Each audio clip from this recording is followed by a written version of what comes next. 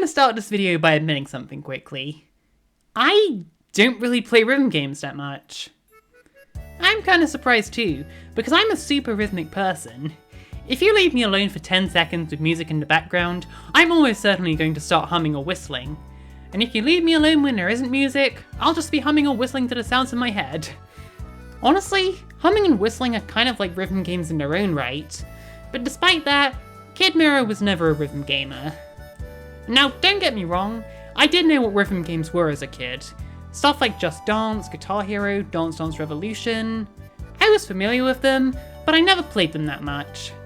Generally speaking, my main rhythm game experience came from Minigames and other games. We did have Guitar Hero World Tour on the Wii, but that was a game my older siblings played, not so much me. Apparently we also had a dance mat game that my sister was obsessed with, but then one of her friends danced too hard and she broke the mat. Kids, dance responsibly. But while I didn't really play rhythm games back then, that's changed in recent years. And there's been one particular rhythm series that's really caught my attention, Rhythm Paradise, which is what it's called here in Europe. You probably also know it as Rhythm Heaven. So for a bit of a history lesson, the Rhythm Heaven series was created by Sunka, a Japanese singer and music producer. The games are also co-developed by Ko Takeuchi, who's also the artist behind the WarioWare series. The first game in the franchise was the Japan-exclusive Rhythm Tengoku, released in 2006 for the GBA. Since then, we've gotten follow-up games on the DS and Wii, both of which actually made it overseas. The most recent game, Rhythm Heaven Mega Mix, came out in 2016, so we've gone quite a while without a new Rhythm Heaven game. But to be fair, we have gotten 3 WarioWare games in a row, so this team's definitely had their hands full. Sunka has shown a lot of interest in giving us a new Rhythm Heaven game on the Switch, so hopefully that wish comes true in the near future. I mean, hey, Fever came out on the Wii in 2012, which is the same year the Wii U came out, so I think there's still hope. Speaking of which, that's the game we're talking about today, Rhythm Heaven Fever. Though here in the UK, it's known as Beat the Beat Rhythm Paradise. Yeah, Rhythm Paradise Fever doesn't really roll off the tongue. As for my personal history with these games, I first heard of the name Rhythm Heaven in my early teens, but I never really looked into it. What really inspired me to look further was my good friend Iridi, also known as Brains. He's a big fan of Rhythm Paradise, and he has a pretty good knack for getting me interested in his fandoms, and vice versa. So it was only natural that I heard him talking about Rhythm Paradise, and eventually started to look into it myself. I kind of kept it in the back of my mind for a while, although I started showing a lot more interest in the games last year. And the game that caught my eye the most was definitely Fever. So with a returning desire to dust off our Nintendo Wii, I decided I was going to get the game as a birthday present, which I did. But what I didn't know was that Rhythm Heaven Fever is pretty darn expensive. The best deal we could find was £50 on CEX, which if you don't know, is a second-hand retail for games and consoles here in the UK. Because yeah, it turns out that when a game is popular, beloved, and wasn't a huge seller, people aren't willing to part with it cheaply. But hey, I was happy to pay that £50, because I absolutely loved this game. And with how much I loved it, I was very quick to ask for Rhythm Paradise on the DS as well, which I also loved.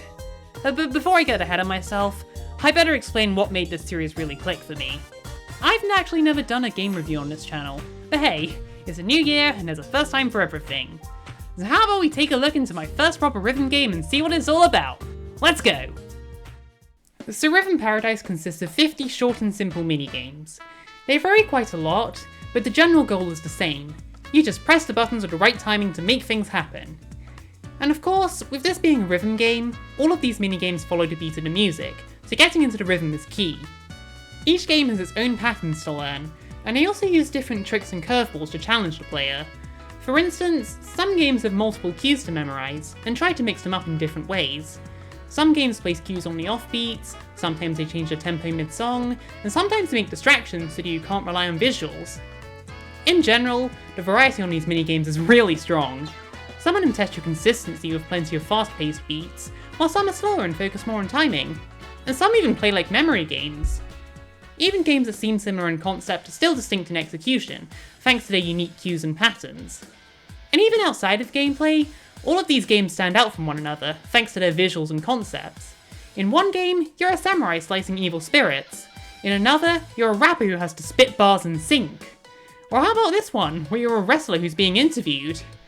That one's a fan favourite. You can probably tell why. To put it simply, there's a lot of fun and creative concepts with minigames in this game. Even the simpler minigames are really memorable and charming, like the surprisingly intense fishing minigame, or a one-on-one baseball showdown. But some of these concepts get super creative. There's one game where you have a clock full of monkeys, and you go around the clock giving them high fives. It's such a good concept. Or how about this one, where you're on a date and you have to kick away footballs to keep bouncing your way? Or how about whatever Donk Donk is? I mean, hey, you won't get this in other games. My point is, these ideas for minigames are great, and with nearly 30 of these ideas in total, I'm impressed. Good on you, design team! Though I do want to give a shout out to two particular favourites. For starters, there's Built to Scale, the game where you bounce a little widget between these spring blocks, and then you have to launch it into the square things once they overlap. Do I know what these things are meant to be used for? No. Do I think it's awesome? Oh yeah! But in terms of concept and execution, my favourite in the whole game is definitely cheerleaders. There's this grid of cheerleaders that flip their books in a bunch of different patterns, and already this is really fun to watch. But then they open the books up to make these big pictures, all of which are callbacks to older Rhythm Heaven games! It's just such a great idea, and it's really fun to play as well. Though of course, good ideas can only go so far without good execution, but it just so happens Rhythm Paradise succeeds with that too. The controls are perfectly responsive, so there was never a point where I felt like my button inputs weren't working. The game's also got just the right amount of leeway to make it so I didn't need to time my inputs too perfectly, but not enough to make the game too easy. It also helps that the controls are so simple, limited to just the A and B buttons at the most. And I appreciate these simple controls, it makes the game accessible and easy to learn, as rhythm games often are. Though apparently they were considering having Wii Remote motion controls during development, and I'm honestly glad they didn't, despite being a motion controls defender. Timing remote swings to the music wouldn't be nearly as intuitive as simple button presses. But aside from the controls, the minigames themselves do feel good to play. The general gameplay loop does require a lot of memorization and pattern recognition, and I think the minigames are well designed with that in mind. The game does like to throw trickery or mix up the patterns, but it's never to the point of being overwhelming or hard to memorize. Plus, they do use audio cues to warn you ahead of time, so the pattern changes never feel cheap or unpredictable. Though while on the topic of the gameplay loop, let's talk about that. At the end of a minigame, you get given one of 3 grades based on your performance, either try again, okay, or superb. You only need to get an okay to unlock the next level, but getting superbs does give you medals as an incentive, which are also used to unlock bonus content, but more on that later. Because of this, the general gameplay loop consists of retrying minigames until you succeed. There's generally a tangible sense of improvement, as you get more familiar with the patterns that gave you trouble initially. But I think what really makes it work in this game's case is the criteria. How the ranking system works is that every minigame has 2 or 3, at most 4 criteria to beat. If you mess up the criteria, you get to try again, but if you succeed in all of them, you get the superb. If you do alright overall, or if you meet some but not all of the criteria, you get an okay. In fact, if you get close enough to a superb, the game actually taunts you by giving you a just okay. Bit harsh. Finding out the criteria isn't too bad, since if you do bad enough for a try again, the game will tell you what you messed up in. And if you don't want to do that, you can just check the wiki. Overall, while I was skeptical of it at first, I actually really like this ranking system. I like how you can figure out what the game wants from you, and I love how the ranking encourages you to do well in specific fields, rather than just being a general score. Having those clear goals definitely helped me want to keep trying, especially when it came to the superb medals. Plus, if you're really struggling to beat a particular minigame, you have the option to skip it from the cafe. I never had to use this in Fever, and only did it for Remix 3 and DS, but it's a nice failsafe to have regardless. It also helps that the minigames are really short. Most of them range from 1 to 2 minutes in length, with the longest song in the game being less than 4 minutes. And because of that general short length, it isn't all that frustrating having to go back and retry levels to get the okay or superb. Though, I do have one comment to make on the general gameplay loop of Fever, because I think the difficulty curve is a bit messy in the early game, at least for me. Given how varied these minigames can get, people won't always agree on difficulty. What I find hard, you might find easy, and vice versa. I'm just throwing my perspective into the ring. Because the thing is, While set 1 is fittingly easy and straightforward, sets 2 and 3 felt like a pretty big difficulty spike. Enough so that I actually found sets 4 and 5 to be easier. I don't know how much of this was a me thing, though other fans do seem to agree that sets 2 and 3 are pretty brutal. Though actually, if you just skim through YouTube comments, it kind of feels like every Rhythm Heaven minigame is notoriously difficult. Also, I know that people have similar sentiments on set 2 and DS, but I personally found it mostly easy. Make of that what you will. I don't know, the set 2 difficulty spike in Fever didn't really detract from the experience, but it's still something worth noting. To be fair, I did start this game wanting to go for full superbs. The goals were shot down pretty quickly. But even so, Air Rally took me a lot of attempts just to get the okay, especially for that early on.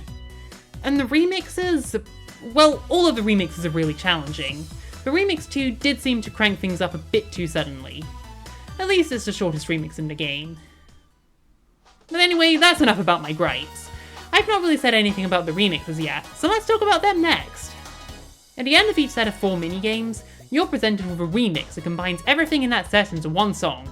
It's a fun change of pace, and I really love the vibes of these remixes. They all change the visuals of the minigames to fit into a specific theme. Remix 1 has a tropical holiday theme, Remix 4 is Japanese, Remix 7 is cosmic, stuff like that. But while these remixes are a lot of fun, they're also pretty brutal. There's a lot more to memorize since you're jumping between games mid-song, and have to adapt to all the switching. And unlike the other minigames, there's no specific criteria to get a better rank on the remixes. You just have to generally play at your best. That does make it a bit less fun to aim for a better rank, but not by much. I still had a fun time with most of them. Now, after you beat Remix 7, which is where the game gives you the credits, you aren't given any new original minigames. Sets 8, 9, and 10 all consist of sequels of prior minigames, which each give a new look, new music, and harder patterns. And some of these sequels are pretty cool. I especially like the ones that change up the patterns, like with Hole in One 2 adding these consecutive throws, or the Double Jab in Figure Fighter 2. Overall, the sequel minigames are great. The only one I didn't enjoy was Packing Pest 2. The different timing in the offbeats really threw me off. But once you've finished all those sequel minigames, you're presented with the final challenge of Rhythm Heaven Fever, easily the most feared by the fandom, Remix 10. It's a 4-minute compilation of every other minigame in the game, including the credits and even the tutorial. And I love Remix 10. It's a very fitting test of your skills and the music is utterly fantastic. But boy did it take a lot out of me, because the ranking is really strict. In order to get the okay, you have to do at least decently in every single section, all 31 of them. If you have a genuine mess up in 2 or more games, it's an instant try again. So if there are any minigames you think are a weak link, then you'd better be ready to practice them. Trust me, thanks to Remix 10, I'm now good at Tap Troop. Needless to say, I was stuck trying to beat Remix 10 for quite a while, 2 days worth of failed attempts to be exact. But hey, I kept at it and I finally managed to get the okay. The Superb can wait, I'm not ready for that yet. So yeah, that's everything I wanted to say about the gameplay. I think now I want to shift gears and talk about the other aspects of the game. For starters, this game really nails it in the visual department. I generally associate Nintendo Wii games with rather plain looking 3D graphics. Games that have kind of shown their age, but not because they look bad, just because developers have gotten a lot better at art design since then. But there are still plenty of Wii games that go for something different. Games like Kirby's Epic Yarn and Okami have really unique art styles that hold up super well. And Rhythm Heaven's another great example of standout visuals for a Wii game. Kotake Yuchi gives us a 2D art style somewhere between cartoon and anime, and it's a really nice style to look at, with great character designs, a vibrant colour palette, and a whole lot of personality. This game never gets dull to look at, and it's always a treat to watch the characters having a good time. Until you mess up and they start judging you for your failures. And that personality is definitely helped by the animations, which really help the minigames come alive. And they're just really nice looking animations in general. Like, look at how the ball rolls into the hole in Hole in One. It's just super satisfying. And look at the movement of the widgets and built to scale. I could seriously watch this all day. I also appreciate some of the style variations in a few of the minigames. Bossa Nova definitely has a unique look to it, and Karate Man really stands out with a limited colour palette. One of the Endless minigames even goes for a pixel style with chiptune music.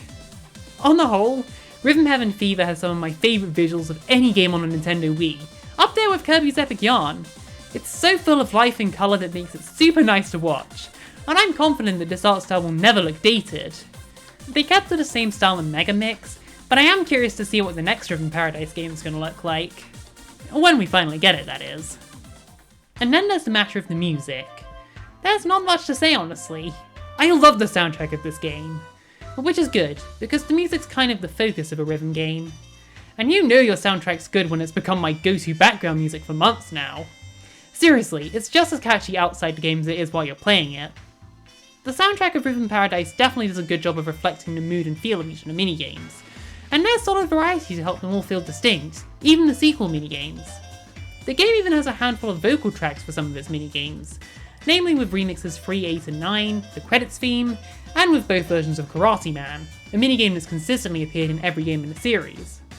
And because I know this is a bit of a contentious topic in the fandom, I do want to throw my 2 pennies on whether the English or Japanese vocals are better.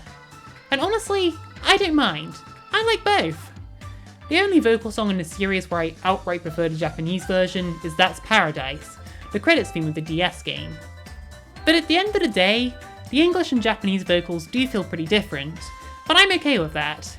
The Japanese songs are higher pitched and more lively, because, well, that's just what's popular there. To give you an idea of what I mean, here's some snippets from Remix 3's vocal track, my personal favourite in the game. Tonight's the night right here, right now, I swear. I'll walk into the future without a care. Yeah, tonight gonna let me get where you're gonna need. Ukulele over in a dance, you'll listen. Yeah. See what I mean? I like both versions. They're both clearly of their culture, and that's totally fine, and they're both great songs. And as a tangentially related side note, did you know that the European version of the game has the option to switch to Japanese audio? A shame that isn't in any of the other versions, but it's a nice touch all the same. So yeah, not much more to say. I just really love the soundtrack. No song is a dud. And hey, if you're listening to these songs outside the game, why not do table taps and finger snaps to the beat of the music? That way you can simulate the feeling of playing a rhythm game without actually playing the rhythm game. And no, it's just kind of fun. But don't treat that as a replacement. You should definitely play the game itself. But now that we've talked about the art and music, I do want to get back to some gameplay stuff, because this game's got more to offer than just a main set of minigames. For starters, there's the perfect medals. Every so often, one of the minigames you've already beaten will be highlighted, prompting you to do the perfect campaign. And you've got to beat that minigame without messing up a single input. This is no easy feat, and I doubt I'll be trying for perfects anytime soon. But the game does give you 3 attempts for each perfect challenge, which I really appreciate. Can't expect a player to get it right on the first go, can you? Not to mention, the game does actually have an incentive to try for the perfect medals. Getting the perfects rewards you with bonus stories, which tell you more about the characters that star in the respective minigame. That's a really cool incentive. But if perfects aren't your thing, there is another kind of extra content in this game. Like I said earlier, you can unlock a bunch of bonus features by collecting superb medals. Firstly, there's the rhythm toys, which are just cute little things to mess around with. Stuff like a phone that lets you input codes for Easter eggs, or a drum cymbal you can play music with. Then, there's the endless games, which are exactly what they say on the tin, minigames you play until you mess up. They're very simple, but they were fun to come back to every so often. My personal favourite was Mr. Upbeat, which is actually brought back from Rhythm Tengoku on the GBA. Though, as a quick fun fact, did you know that one of the endless games was replaced in the overseas release? The Japanese version has an endless game called Manzai, about this comedy routine with these 2 birds. But due to the full voice acting with a focus on puns, that game proved to be way too hard to translate while still working as a rhythm game. So for the overseas version, they just replaced it with Mr. Upbeat. But getting back on topic, the last thing you unlock with medals are the bonus games. These are all remastered minigames brought back from Rhythm Tengoku, which is really cool. These are all very simple games, yes, but that makes sense since they were from the first game in the series. Granted, I only unlocked the Clappy trio before I started writing the script, but I definitely want to play Tap Trial at some point, So I guess I'll have to keep getting those medals.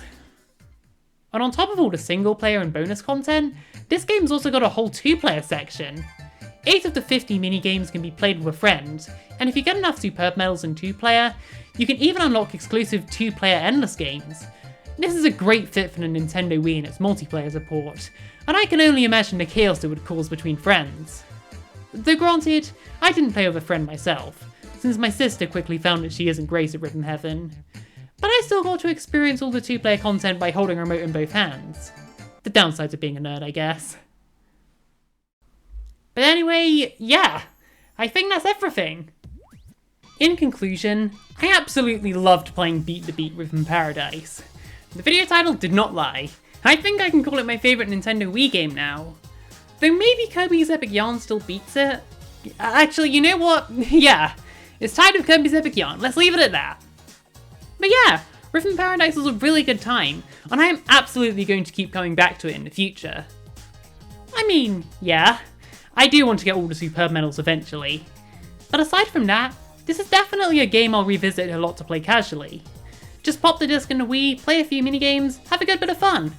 Games like that mean a lot to me. So if you want to play Fever yourself, I'd definitely give a wholehearted recommendation, but I would remind you of the asking price. Again, this game is a hot collectible and is pretty expensive as a result, with my copy costing £50. I'd recommend doing research and deciding for yourself if it's a game for you, which is kind of what I'd say for most games. But if you don't mind spending that money, then absolutely go ahead. This game is really good. And if not, then you can always listen to the soundtrack on YouTube. The soundtrack's really good as well. But to end off this video, I just want to share one small thing. One of my favourite minigames in Fever. Well, strap in, because I'm about to tell you. So for set 1, my favourite is definitely Hole in One. It's easy, yeah, but it's a great comfort zone as a result. And again, the animations are fantastic. For set 2, it's tempting to say Monkey Watch, because the concept is adorable and really creative. But it's also really strict with the ranking, which brings it down a bit. So I think my favourite would have to be Board Meeting. Then for set 3, it's easily built to scale. Amazing concept and super satisfying to watch. Set 4? It's really hard to pick for set 4. It's a really good lineup overall. But my favourite would have to be Micro Row. It's just cute and fun, not much else to say. For set 5, it's Catch of the Day. Not much to say here either, this game just really clicks for me. But I do also want to give a shout out to Flockstep. As notorious as that game is, I can't help but love it. Set 6, I think my favourite is Launch Party. I know, it's the plainest in its set, but I like the sound effects and the stars are pretty. Set 7, of course my favourite is Cheerleaders. It's my favourite in the entire game. Then for set 8, it's of course built to scale too. For set 9, it's a similar deal, it's Cheerleaders too. But I do want to give a shout out to Hole in One too. And finally for set 10, it's a toss up between Figure Fighter 2 and Karate Man 2. Those are both really cool. But if we're counting remixes, then my favourite's got to be Remix 10. I don't have a problem, what are you talking about? Thanks for watching this video all the way to the end. This was my first time ever doing a game review, and it was definitely a much bigger project than I anticipated. The editing especially was a daunting prospect, because I had to gather all that gameplay footage that took me so long to put together. And also, I realised that my script was pretty low quality, so I had to rewrite it, but this was after I'd finished recording, meaning I had to record all those lines a second time. It was a pain, but it was definitely worth it. But hey, now that I've ironed out all those issues in the process, hopefully my next game review type video won't be nearly as hard to make. Also, the art I made for this video was pretty fun. I was originally considering trying to replicate the Rhythm Paradise art style, but ultimately decided that I wanted to stick to my own style, to give this video a bit more of my personality. I'll save style replication for another video. I did hit some major art burnout shortly after drawing this, but I'm still happy with how the art turned out. I especially like the little stars. If you like the look of this art, then be sure to check out my other videos. My main thing is digital art after all. But I do want to do more of these game review type videos in the future, so stay tuned for whenever the next one comes around. But until then, stay hopeful, don't give up on your dreams, don't beat yourself up if you don't get the superb medal on your first try, and I'll see you all next time.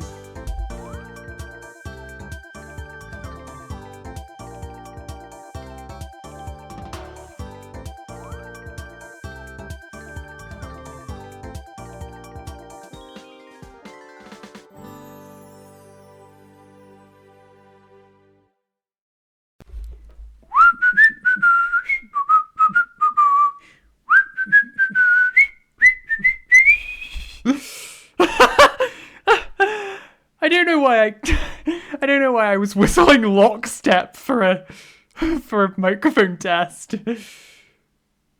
And tonight's the night right here, right now, I swear. I'll walk into the future without a care.